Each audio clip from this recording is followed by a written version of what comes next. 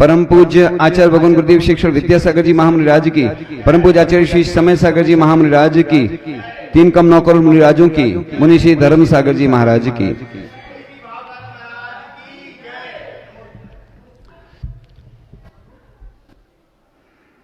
आचार्य श्री ज्ञान सागर जी महाराज जो कि तपोवृद्ध थे, ज्ञान वृद्ध थे और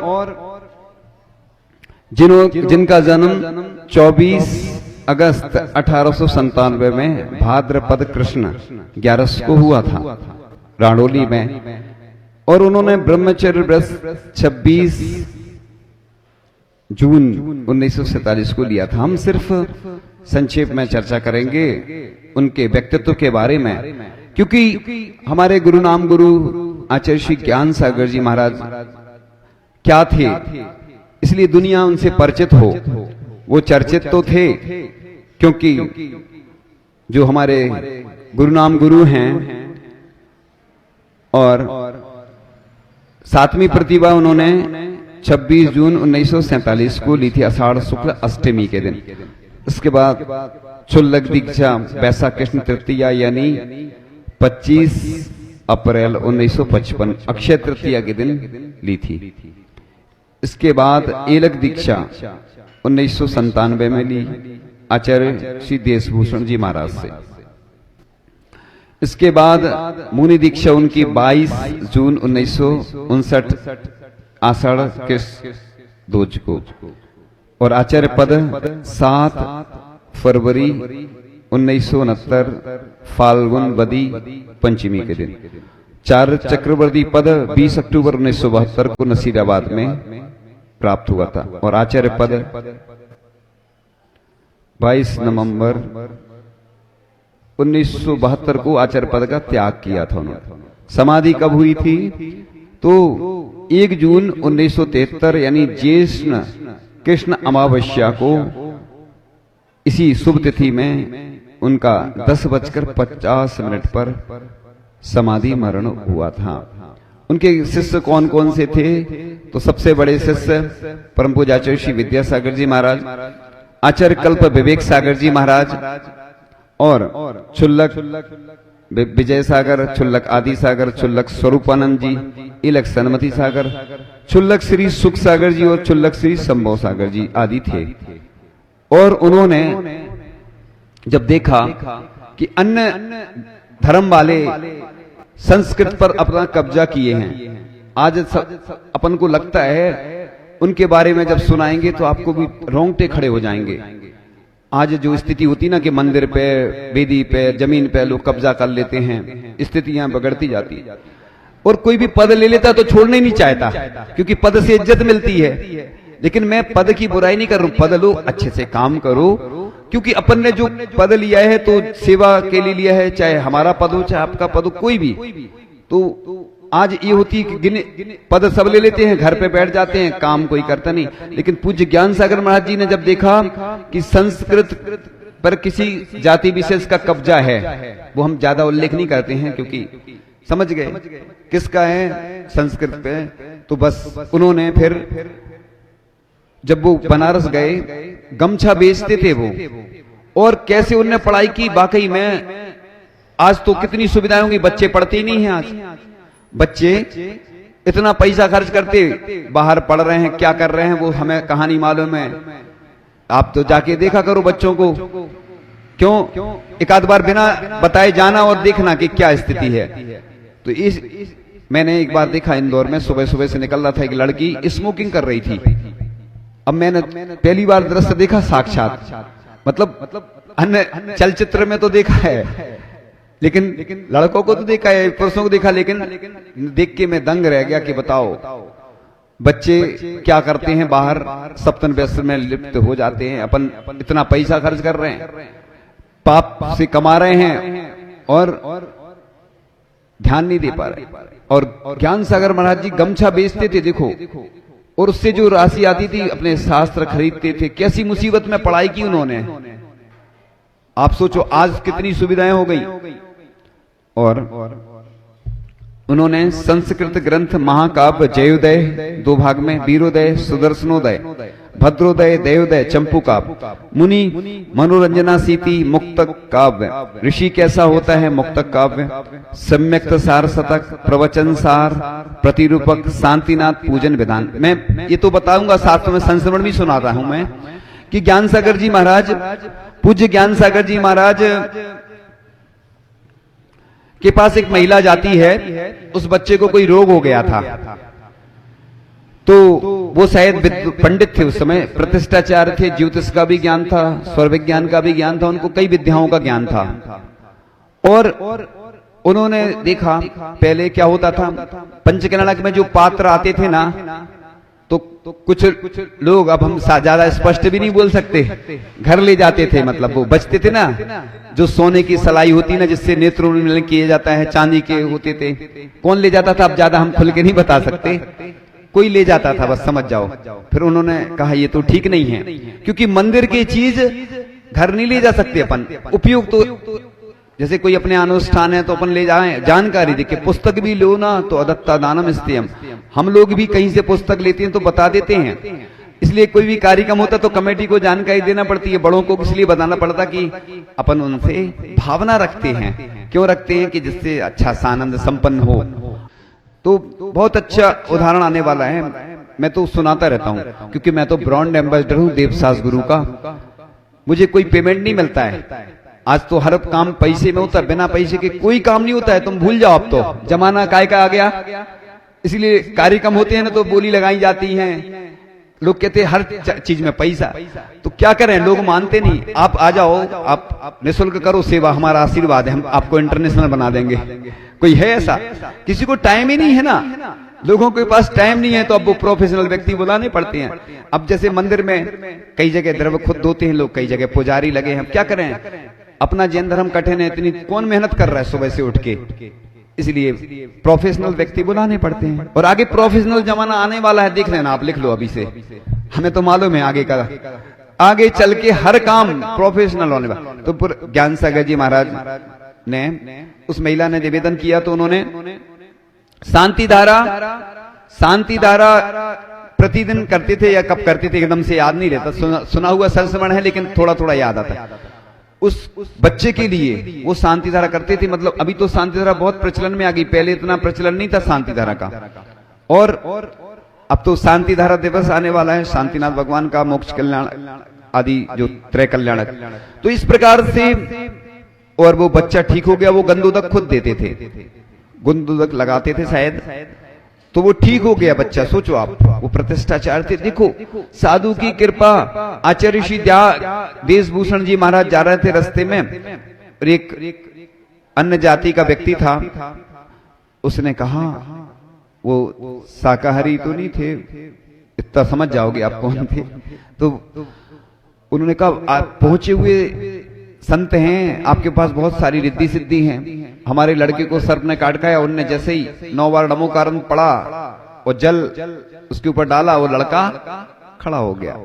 तो इस प्रकार से एक दिन और बताया था कि एक महाराज के पास लोग गए कि महाराज हमें बहुत परेशानियां हैं। बार बार इसलिए सुनाते हैं कि लोग भूल जाते ना, मेमोरी लोगों की कमजोर है, हमारी भी कमजोर है मेमोरी, लेकिन याद आ जाती है प्रभु कृपा से। तो बस उस मंदिर, उन्होंने कहा मंदिर में तुम्हारे यहाँ ध्वजा फटी हुई लगी है। जाके देखा तो वाकई में ध्वजा फटी लगी थी। तो दलित, इसलिए मंदिरों में जहां भी ध्वजा अच्छी नहीं लगी है, आप तो हमारे पास आओ, कोई कमेटी करे चाहे नहीं, हमारे पास करने वाले भी हैं, सब व्यवस्था है। इसलिए मैं इंटरनेशनल बोलता हूं, पूरे देश विदेश में जहां भी, जिस मंदिर में, पाठशाला में, गौशाला में आपको जो भी जरूरत है, आप हमारे पास खबर भेजो, हम करवाएंगे। हमारे पास कोई पुण्यार्जक नहीं है, लेकिन हमें विश्वास है कि पुण्यार्जक भी आप ही लोग बन जाओगे और करेंगे। आज चरण की बात आ रही थी, तो एक व्यक्ति से कहा हमने, उसने तुरंत स्वीकृति दे दी। हमने कहा चमत्कार हो गया हमारे आचार्य जी के चरणों का। तो हमारे गुरु जी चमत्कारी थे, अतिशयकारी थे। उनके गुरु भी ज्ञान सागर जी के बारे में अभी सुनाएंगे आपको। आज ही एक व्यक्ति ने हमें अपनी जानकारी दी। हम नाम इसलिए घोषणा नहीं करते कि आजकल सब मालूम है ना आप लोगों को, पहले से घोषणा नहीं की जाती, लेकिन वो अच्छा व्यक्ति है। हमें ऐसे ही देश में ऐसे ही पुण्यार्जक चाहिए बस। जैसे एक कार्यक्रम हुआ ना बड़ा, एक पुण्यार्जक ने पूरा आयोजन किया। ऐसे पुण्यार्जक मिल जाए तो बस कई आर के मार्बल तैयार हो सकते हैं। हम तो सबको आर के मारोल बनाना चाहते हैं, हम आर के मारोल वाले एक ही क्यों रहने दें, उनकी बिक्रिया हो जाए ना, बहुत सारे लोग तैयार हो जाएं ऐसे। तो बस अब ज्ञान सागर जी महाराज ने गंदू तक लगाया और वो बच्चा सुस्त हो गया। पूज्य ज्ञान सागर जी। एक बार क्या हुआ, तो दशावतार, गुण सुंदर, वृतांत, भाग्योदय, जैन विवाह विधि, ये उन्होंने कुछ ब्रह्मचारी अवस्था में लिखे, कुछ मुनि अवस्था में, क्योंकि ब्रह्मचारी अवस्था में कई ग्रंथ ऐसे लिख सकते हैं, मुनि अवस्था में फिर नहीं लिख पाते, नहीं तो लोग कहेंगे उन्होंने जैन विवाह विधि मुनि अवस्था में लिखी, ऐसा नहीं। तो कर्तव्य पथ प्रदर्शन, विवेकोदय, एक जो आज प्रासुक विधि होती ना, उसकी भी लिखी उन्हें सचित्त विचार, सचित्त विवेचन। आप लोग जरूर पढ़ना ये, क्योंकि इससे ज्ञान होगा कि कैसे प्रासुक विधि उन्होंने लिखी है, क्या किया। तो देवागम स्तोत्र पद्यानुवाद, नियमसार, अष्टपाहुड़, पवित्र मानव जीवन, स्वामी कुंद कुंद और सनातन जैन धर्म, और इतिहास के पन्ने, मानव धर्म, समय सार, तत्वार्थ, वृत्ति, टीका। इस प्रकार से ये संक्षेप में हमने आचार्य परम पूज्य आचार्य श्री ज्ञान सागर जी महाराज के बारे में बताया। हुआ यूं कि एक आयोजन होना था, और आयोजन में क्या हुआ कि भोजन की व्यवस्था थी 3000 लोगों की। गौर से सुनना सभी लोग, बहुत अच्छा उदाहरण है।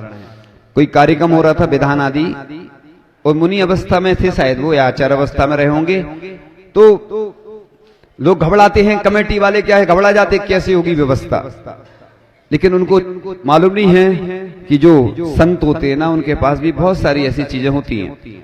अब आचार्य श्री ज्ञान मुनि श्री ज्ञान सागर जी महाराज ने कहा, तुम लोग घबराओ नहीं, क्या करना है तुम्हें, जिस कमरे में भोजन रखा है ना, उसमें एक पर्दा लगाना, शुद्ध धोती आदि, और उधर एक व्यक्ति को बैठा देना, उसका उपवास रहेगा, और शुद्ध धोती में वो बैठा रहेगा वहां। और वैसे ही किया गया। उस भंडारा में, भंडारा बोलते हैं उस कमरे को जिसमें भोजन रखा होता है, तो भंडार गृह बोल सकते अपन।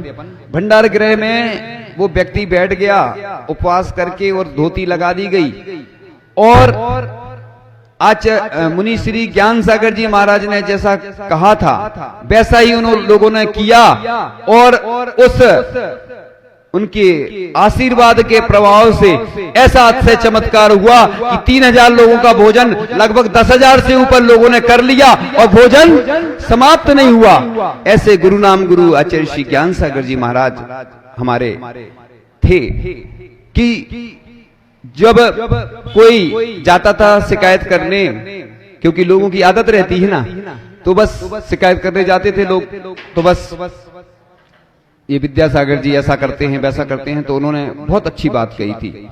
उन्होंने कहा था कि तुम उसके बारे में नहीं देखो, मुझे मालूम है कि वो आगे चलकर जैन धर्म का डंका बजाएगा, और उनकी बात बिल्कुल सत्य हुई, क्योंकि वो हस्तरेखा भी जानते थे, ज्योतिष जानते थे, बड़े विद्वान थे वो। उनका नाम ही था ज्ञान सागर जी महाराज। इसलिए हमारे गुरु तो महान थे, उनके गुरु के गुरु भी इतने महान थे कि उनको सब विद्याओं का ज्ञान था। और वो जो अनुष्ठान में जो भी पात्र आते थे तो कोई ले लेता था, तो वो उन्होंने फिर बंद किया। नहीं, ये तो दोष लगता है निर्माल का, इसलिए मंदिर की कोई वस्तु ले नहीं जाना। मंदिर में चावल भी चढ़ाओ, अपने घर से लाओ, द्रव्य घर से लाया करो, मंदिर की नहीं चढ़ाना, मंदिर में धो। निर्माल एक दाना भी नहीं ले जाना चाहिए, नहीं तो इतना दोष लगता है। हमने बताया था कि मनुष्य के बल में कीड़ा बनता है 60,000 वर्ष तक, और उसको रोग होते हैं, परेशानियां आती हैं। हमने सुनाया था एक दिन एक व्यक्ति का उदाहरण, ये पूरे देश के लिए मैं बोल रहा हूं, कि एक व्यक्ति ने मंदिर की कोई दुकान पे कब्जा कर लिया, बाद में उसको बीमारी हो गई और उसने छोड़ भी दी दुकान, तो भी ठीक नहीं हुआ। स्थिति ये होती है, निर्माल का बिल्कुल इस्तेमाल नहीं करना। इसलिए उन्होंने ये प्रेरणा दी, पूज्य ज्ञान सागर प्रतिष्ठाचार्य थे उस समय, कि ये बिल्कुल मंदिर की एक भी वस्तु नहीं ले जाना बिल्कुल। और मैंने अभी हमें समय नहीं है, क्योंकि अभी मैं दूसरा विषय ले रहा हूं, इसलिए सुनाया था मैंने एक बार उदाहरण की गिलास का सुनाया था, उसने मंदिर का गिलास लगाया था। इसलिए मैंने एक महादानी की कहानी में देश के प्रसिद्ध दानियों की कहानी सुनाई थी हमने, देश में जितने लोगों ने दान दिया क्या असर हुआ वो आप सुन लेना, क्योंकि आजकल तो सुविधा है ना सुनने की, है ना, तो सुविधा है। इसलिए अपन ऐसे हमारे आचार्य महाराज थे जिन्होंने बिल्कुल संलेखना के समय आचार्य श्री विद्यासागर जी महाराज ने बहुत सेवा की। ग्रीष्मकालीन तपन रहती थी, उनको साइडिका का दर्द रहता था और आचार्य श्री सुनाते थे, आचार्य श्री परम पूज्य आचार्य श्री विद्यासागर जी महाराज, क्योंकि आचार्य महाराज वर्तमान के नवाचार महाराज बोलना चाहिए, नवाचार श्री बोलना चाहिए अपन को, क्योंकि हम लोग आचार्य श्री बोलते हैं तो वो कंफ्यूजन हो जाता है, और आचार्य श्री का नाम लेने में भी हम लोगों को ऐसा ही लगता है, लेकिन जब कहीं ऐसा प्रसंग आए तो सुनाना भी पड़ता है, क्योंकि नाम नहीं लेंगे तो समझ में नहीं आता। इसलिए नाम लेने में कोई भगवान का नाम लेते कि नंबर बताते, कई लोग महाराज का नंबर लेते, 1 नंबर 2 नंबर, ऐसे नंबर से नहीं, भगवान का नंबर बोलते कि नाम। श्री अभिनंदननाथ स्वामी, श्री महावीर स्वामी, ऐसे श्री लगाते हैं। पूज्य जो होते ना तो पूज्य परम पूज्य मुनि श्री, परम पूज्य आचार्य श्री। कई लोग खड़ा नाम लेते हैं, अपने पति का तो नाम लेते हैं, और भगवान और महाराज का तो ऐसे लेते हैं जैसे तुम्हारे वो, अब हम ज्यादा नहीं बोलते। तो भगवान जो होते हैं पूज्य महाराज श्री, पूज्य मुनि श्री, पूज्य आचार्य श्री, इसलिए अपन परम पूज्य आचार्य श्री विद्यासागर जी महाराज, तो वो इतनी सेवा करते थे, रात में मतलब गर्मी में भी अंदर सोते थे, और उन्होंने बहुत अच्छे से संलेखना कराई। देखो परम पूज्य आचार्य श्री विद्यासागर जी महाराज ने भी चंद्रगिरी से हम लोगों को भगवती ग्रंथ, भगवती आराधना ग्रंथ पढ़ाना शुरू कर दिया था। पढ़ा नहीं रहे थे वो स्वयं पढ़ रहे थे, इस निमित्त से कि मुझे 12 वर्ष पहले से ही तैयारी करना है। 2012 की बात थी और 2024 में संलेखना हुई। ये रहस्य वही बातें हैं, तो वो बताते तो कुछ थे नहीं आचार्य श्री। और संलेखना की तैयारी इसलिए व्यक्ति को प्रतिपल सावधान रहना चाहिए। लोग क्या है, पहले तो तंबाकू खाते, कहीं ये करते, कहीं सब करते, अब जब बीमार हो जाते, महाराज जी इनको डमो का सुना दो। तो जिंदगी भर जिसने सप्त व्यसन में लिप्त रहा हो, रात्रि भोजन का त्याग नहीं किया, अब अंत समय, लेकिन शास्त्रों में लिखा है कि अंतर्मूर्त पहले भी अगर कोई जाग जाए तो भी संलेखना हो जाती है। ऐसा कोई नियम नहीं है, साल भर तुम पढ़ाई नहीं करो। जैसे कभी कोई कार्यक्रम होता तो लोग क्या करते, अरे अभी तो टाइम है, अभी तो टाइम है, और बाद में फिर क्या कहते, टाइम नहीं बचा मतलब लोग बहाना ढूंढते हैं पहले से। हम तो कहते एडवांस टेक्नोलॉजी से काम करो ना। दिक्कत क्या है, आज तो तुम्हारे पास सब व्यवस्था है, सूचना पहले से दे दो। क्या होता है, लोगों को पहले से बुलाते हैं, बुलवा देते। अच्छा बताओ, शादी आप तुरंत करते कि पहले से करते?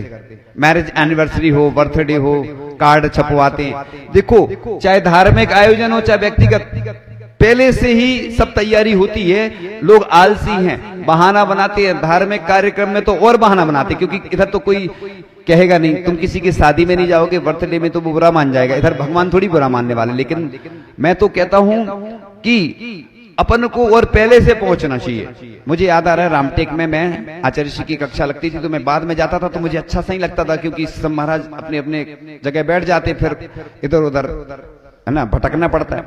पहले से चले जाओ, ट्रेन में पहले से जाओगे बैठने के लिए, ट्रेन निकल गई तो हम भी जाते थे ना, कई बार निकल जाती थी, सामने से बहुत दुख होता था, सामने जाते थे तो दुख होता था। ऐसे ही कई लोगों की आदत है कि बाद में आएंगे हर चीज में। मैं तो कहता हूं भगवान के दर्शन, अभिषेक, पूजन सुबह से जल्दी आ जाओ, जल्दी कर लोगे ना, जल्दी वापस चले जाओगे, जो भी करना बिजनेस। लेकिन लोगों की आदत है देर से सोएंगे, देर से उठेंगे, सुबह से सबसे पहले किसी का मुख नहीं दिखे तुम्हें, भगवान का देखो सबसे पहले। फेसबुक नहीं देखना, फेसबुक नहीं, किसका फेस देखना, भगवान। इसलिए सुबह की बेला सबसे अच्छी मानी जाती, जो भगवान का मुख दिखता है उसका दिन अच्छा जाता है। इसलिए हम लोग भी सुबह से उठते हैं और सामयिक प्रतिक्रमण स्वयं स्तुत करके फिर इधर भी मंदिर में आके भगवान। इसलिए जब अभिषेक होता है तो मंगल वाद्य यंत्र बजाते हैं। क्यों बजाते हैं?